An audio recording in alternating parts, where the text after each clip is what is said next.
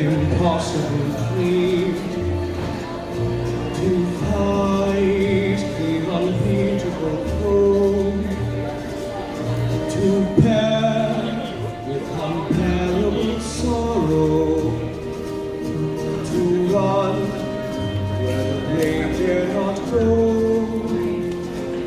to right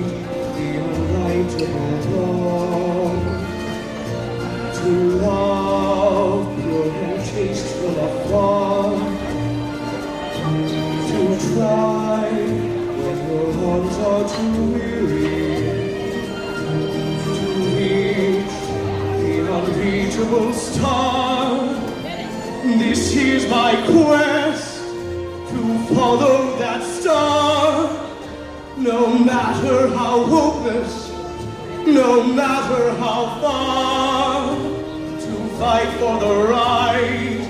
without question or pause, to be willing to march into hell for a heavenly cause.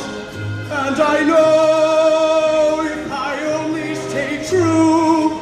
to this glorious quest,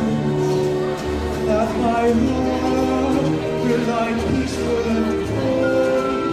when I lay to my rest. If he better for this, that one man, scorned and covered in scars, still strove with his last ounce of